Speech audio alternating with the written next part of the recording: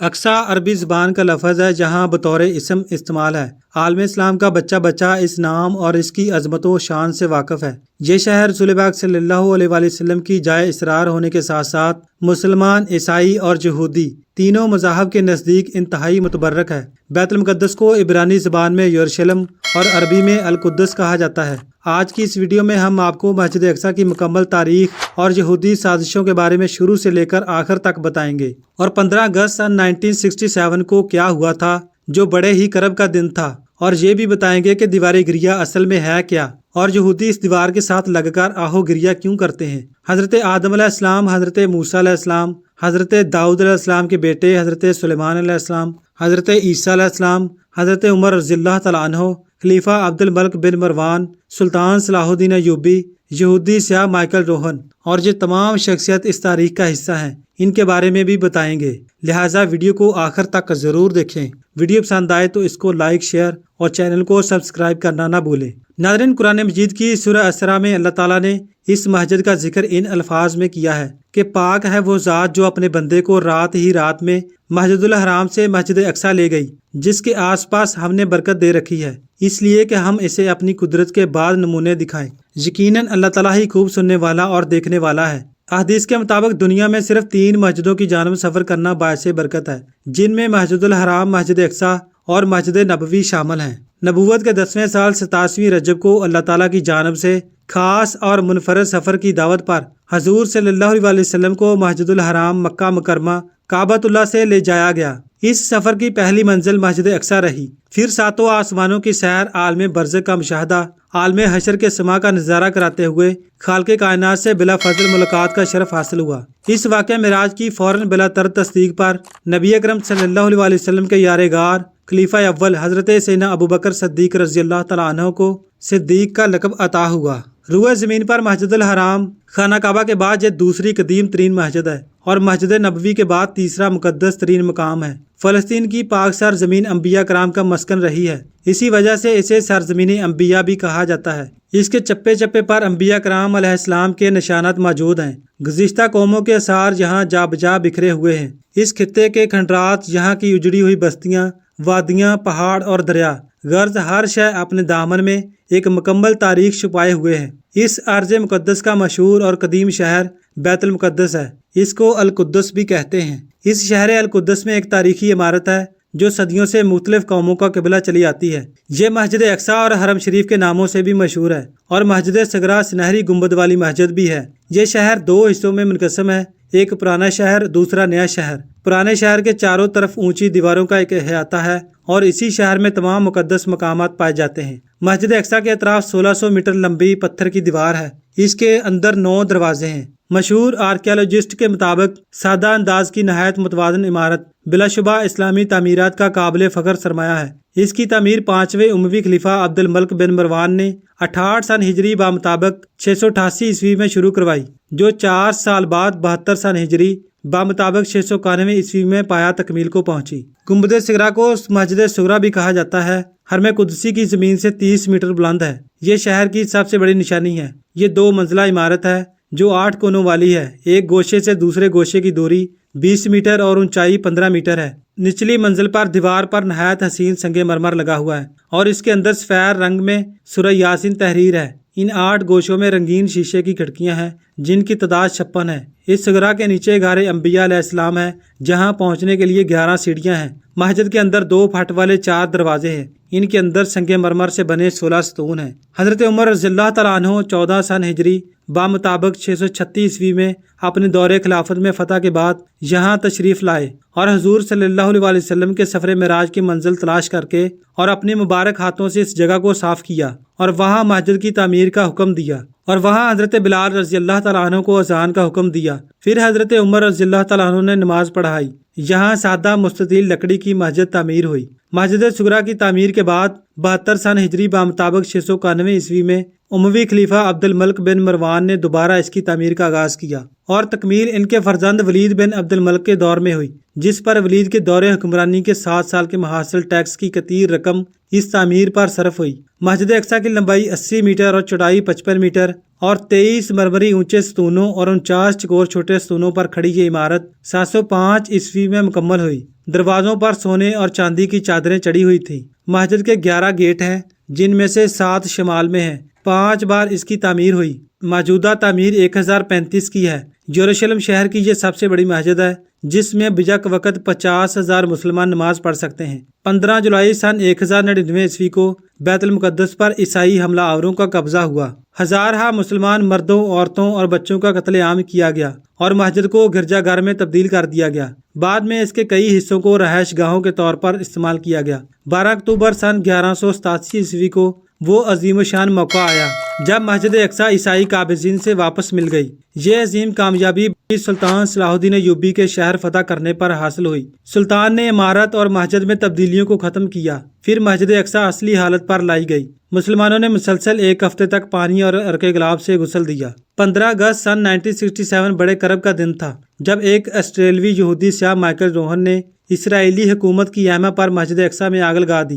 तकरीबन 4 घंटे तक ये आग भड़कती रही, जिसमें जनूब मशरकी सिमत की छत शहीद हो गई। महराब में मौजूद मिंबर भी नजर आतिश हो गया, जिसे सुल्तान सलाहुद्दीन अय्यूबी ने किबला अव्वल की आज़ादी के बाद नस्ब किया था। यकीनन आपको सुल्तान सलाहुद्दीन अय्यूबी का ये कारनामा जरूर याद होगा कि उन्होंने बैतुल मुक़द्दस की आज़ादी के लिए तकरीबन 16 जंगें लड़ी और हर जंग के दौरान वो अपने साथ मेंबर रखते थे कि बैतुल मुक़द्दस की फतह होने पर ये मेंबर मस्जिद में नस्ब करें। सियाह रोहन को गिरफ्तार करके मामूली सजा सुनाई गई। मस्जिद सुगरा और मस्जिद अक्सा के करीब कब्रिस्तान है, जिसकी बड़ी अहमियत है। मदीना मुनव्वरा के बाद यहाँ दफन किए जाने को तरजीह दिया गया है। इस कब्रिस्तान के दरवाजों को मुतनाज़ा कहकर बंद कर दिया गया। यहूदियों का अकीदा है कि इन्हीं दरवाजों से मसीह अलैहिस्सलाम यरूशलेम में दाखिल होंगे। यहूदियों का अकीदा है कि अल्लाह ताला आखिरत में यहाँ दफन होने वालों को बख्श देगा, इसलिए भी ये कब्रिस्तान उनके लिए मुकद्दस है। इसी कब्रिस्तान के करीब यरूशलेम में हजरत ईसा अलैहिस्सलाम ने क़याम किया था। ईसाइयों की किताब इंजील के मुताबिक यहाँ कोहे मोरिया पर हजरत इब्राहीम अलैहिस्सलाम अल्लाह के उस इम्तहान में कामयाब हुए थे कि वो अपने बेटे इसहाक अलैहिस्सलाम को अल्लाह की राह में कुर्बान करें। यहूदियों के मुताबिक ये इनकी अजीम इबादतगाह हैकल सुलैमानी का दूसरा नाम है। ईसाइयों के यहाँ मुकद्दस मकामात भी हैं। ईसाइयों के अकीदे के मुताबिक ईसा अलैहिस्सलाम को यहाँ सलीब पर चढ़ाया गया था। यहूदियों की किताब तलमूद के मुताबिक यही वो मकाम है जहाँ की मिट्टी से आदम अलैहिस्सलाम की तख्लीक की गई। यही वो मकाम है जहाँ से हजरत आदम अलैहिस्सलाम ने अल्लाह ताला के लिए कुर्बानियाँ पेश की थी। यहाँ मसीहा की आमद पर मुर्दों को बख्शा जाएगा। यहाँ टीले के ठीक नीचे मगरबी दीवार है, जिसको दीवार गिरिया कहा जाता है। यहूदियों का दावा है कि ये दीवार इनकी कदीम इबादतगाह का बचा हुआ हिस्सा है, इसलिए इनके लिए ये इबादत की सबसे मुकद्दस जगह है। यहूदियों का दावा है कि यहाँ हैकल सुलैमानी था, जिसे 586 कबल मसीह बाबल हुकूमत ने तबाह कर दिया था।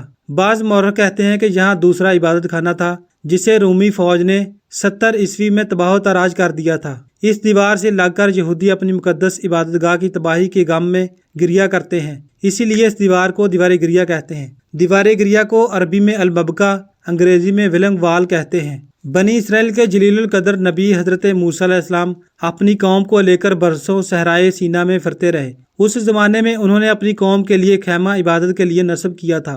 ये खैमा 45 फुट लंबा, 5 फुट चौड़ा और 15 फुट ऊंचा था। हजरत जालूद के वक़्त ये खैमा ऐसा ही रहा। उस जमाने में यहूद इसकी तरफ रुख करके इबादत करते थे, गोया ये खैमा इनका किबला था।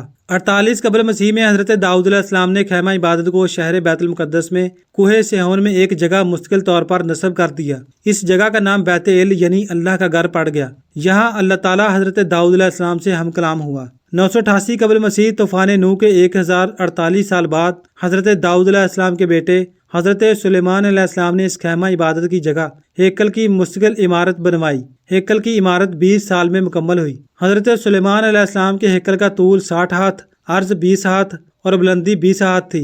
हजरत सुलेमान अलैहिस्सलाम के 415 साल बाद 500 साल कबल मसीह का वाक़या है। बाबल के बादशाह बख्त नसर ने बैतुल मुक़द्दस पर हमला किया, शहर की ईंट से ईंट बजा दी, तबर्रकात को लूट लिया और किताब मुक़द्दस को नजर आतिश कर दिया। हैकल को जलाकर राख का ढेर बना दिया। बख्त नसर के हमले के बाद मूसा अलैहिस्सलाम की यादगार, दाऊद अलैहिस्सलाम की निशानी, हजरत सुलेमान अलैहिस्सलाम की तामीर करदा इमारत सफ़ा हस्ती से यकसर नाबूद हो गई। 70 साल बाद खुसरो ज़ुल्करनैन मारिस आज़म शाह ईरान बाबल पर फतह याब हुआ। इसकी फतह मंदी से यहूदियों को आज़ादी नसीब हुई और हेकल की इमारत आज सर नौ तामीर हुई। 98 साल बाद एक बार फिर इस घर पर तबाही छाई। انطاکیہ کے یونانی بادشاہ اینوٹینس نے شہر پر قبضہ کر لیا اور ہیکل کو بت قدے میں تبدیل کر دیا۔ اس وقت کتاب مقدس کا واحد نسخہ بھی نظر آتش ہو گیا۔ اب یہودی لاوارث دین اور دنیا دونوں سے محروم ہو گئے۔ حضرت عیسیٰ علیہ السلام دنیا میں تشریف لائے۔ بیت المقدس سے 4 میل کے فاصلے پر قصبہ ناصریہ میں پیدائش ہوئی۔ شہر اور اطراف کے علاقے کو اپنی تبلیغ کا مرکز بنایا۔ یوں یہاں دوبارہ رونق آئی۔ یہ خوش آئندہ بات بھی بہت جلد ختم ہو گئی۔ 70 سن عیسوی میں رومی سپہ سالار تیتوس نے بیت المقدس پر ایک شدید حملہ کر کے ہیکل کو مسمار کر دیا اور قتل عام کرایا۔ زندہ رہ جانے والوں کو جلا وطن کر دیا اور شہر کے ایک کونے سے دوسرے کونے تک ہل چلا دیا۔ 3 صدی بعد یہاں کے حالات بدلے۔ 312 عیسوی شہنشاہ روم قسطنطین اعظم نے عیسائی مذہب قبول کیا۔ اس سے بنی اسرائیل کو کچھ قوت ملی، لیکن یہ دور بھی تا دیر قائم نہ رہا۔ 300 سال بعد رومت الکبریٰ کی ستوت پھر پارا پارا ہو گئی۔ ارض مقدس پر شہنشاہ ایران کا قبضہ ہو گیا۔ 7ویں صدی عیسوی میں ظہور الاسلام ہوا۔ حضرت عمر رضی اللہ تعالیٰ عنہ کے دور خلافت 14 ہجری 636 عیسوی میں جنگ کے بغیر بیت المقدس مسلمانوں کے قبضہ میں آ گیا۔ ہیکل کے 15ویں سال ہیکل کی آخری تباہی مومنین کو پیش کی، اور جب نماز کا وقت آیا حضرت عمر رضی اللہ تعالیٰ عنہ نے نماز ادا کرنے کے لیے جگہ دریافت کی۔ پادریوں نے ہیکل کی اجڑی ہوئی جگہ کا نشان بتایا جہاں کھنڈر کے سوا کچھ نہ تھا۔ حضرت عمر رضی اللہ تعالیٰ عنہ نے وہاں نماز ادا کی۔ اسی جگہ حرم کے 1500 فٹ لمبے اور 1000 فٹ چوڑے احاطے کا سنگ بنیاد رکھا۔ اس کے اندر زیتون اور سروں کے درخت لگائے۔ ایک حصے پر چھت ڈالی گئی۔ یہ جگہ نماز کے لیے مخصوص ہو گئی۔ یہ مسجد سیدنا عمر رضی اللہ تعالیٰ عنہ کہلائی۔ 1350 سال سے مسجد عمر، حرم اور اس کی تمام متعلقہ عمارات مسلمانوں کے قبضے میں چلی آ رہی ہیں۔ جس زمانے میں فلسطین پر برطانیہ کا قبضہ ہوا اور اقتدار قائم ہوا تھا، اس وقت یہودیوں نے اس دیوار پر اپنا حق ملکیت قائم کرنے کی کوشش کی، حالانکہ یہ دیوار حرم کی ہے۔ سن 1929 عیسوی میں یہودیوں نے اقوام متحدہ میں دیوار گریہ پر اپنی ملکیت کا دعویٰ کیا۔ عالمی ادارے نے ایک کمیشن قائم کیا۔ فرجکین نے کمیشن کے سامنے اپنے دلائل اور شواہد پیش کیے، جس نے مکمل چھان بین کے بعد یہ فیصلہ دیا کہ قانونی اور تاریخی اعتبار سے دیوار گریہ حرم کا ایک حصہ ہے جس پر مسلمانوں کا قبضہ ہے، اور ان کے مالکان حقوق بالکل درست ہے۔ یہودیوں کو صرف اس قدر حق ہے کہ وہ اس کی زیارت کے لیے یہاں آ سکتے ہیں۔ لیکن بعد میں برطانیہ اور مغربی اقوام کی سازش سے فلسطین میں یہ المناک صورتحال پیدا ہو گئی کہ 14-15 جولائی سن 1948 عیسوی کی درمیانی رات اسرائیل کے قیام کا اعلان کیا گیا اور شہر بیت القدس کے کچھ حصے پر یہود کی اس نام نہاد حکومت کو قبضہ دے دیا گیا۔ یہ دنیا کی تاریخ کی سب سے بڑی سازش ہے اور ایسی سازشوں کا سلسلہ مسلم امت کے خلاف جاری ہے۔ اللہ ہم سب کی حفاظت فرمائے، آمین۔ یہود کی تمام شرارتوں اور سازشوں کے باوجود انتہائی رواداری کے جھوٹے ثبوت دیے جاتے رہے، حتیٰ کہ سن 1948 عیسوی کی جنگ کے دوران بھی دیوار گریہ کی زیارت کے لیے زائرین کی خاطر عارضی جنگ بندی اور مکمل حفاظتی پہرے کے ساتھ یہود کے لیے وہاں زیارت و عبادت کے انتظامات کیے گئے۔ ہزاروں برس تک یہودی اللہ تعالیٰ کے قہر و غضب کا نشانہ بنتے رہے۔ ہر قوم انہیں ٹھوکریں مارتی رہی۔ جس ملک میں رہنے گئے وہاں سے ذلیل و خوار کر کے نکالے گئے، پھر بھی مسلمان رواداری کا ثبوت دیتے رہے۔ مسلمان اقتدار کے باوجود بھی دیوار گریہ کی زیارت کی اجازت دیتے رہے، لیکن مارچ 1983 عیسوی میں ایک دن اچانک چند سرفرے دہشت گرد یہودیوں نے حرم شریف پر زبردستی قبضے کی کوشش کی۔ تاہم بفضل تعالیٰ یہود اس ناپاک سازش میں ناکام رہے۔ ان کی ہمیشہ یہ کوشش رہتی ہے کہ حرم شریف کو نصیت و نابود کر کے دیوار گریہ اور ہیکل سلیمانی کا احیاء کیا جائے۔ فیصلہ کن جنگ کی تیاریوں کی غرض سے شاید یہ منصوبہ اپنایا جا رہا ہے، مسلمانوں کے قبلہ اول کو نشانہ بنا کر سارے عالم اسلام کو برباد کر دیا جائے۔ اس کے لیے ساری دنیا کے ذہنوں سے مسجد اقصیٰ کے خاکے کو مٹایا جا رہا ہے۔ غور فرمائیے، گنبد صغرا کو ہی مسجد اقصیٰ کے طور پر پیش کیا جا رہا ہے، اور مسلمانوں کی اچھی خاصی تعداد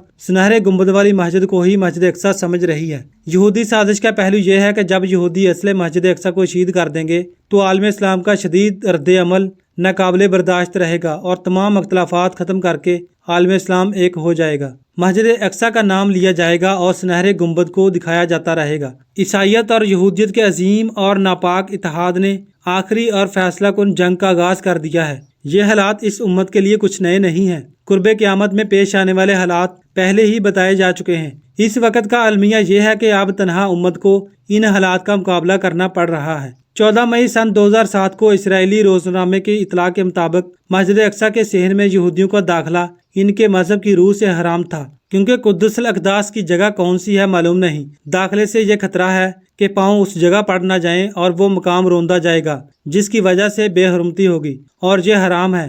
लेकिन अब इस हुर्मत को जवाज में तब्दील करने के लिए फतवा हासिल किया गया। इस सिलसिले की खतरनाक साजिश मुकद्दस हौज के नाम से जानी जाती है।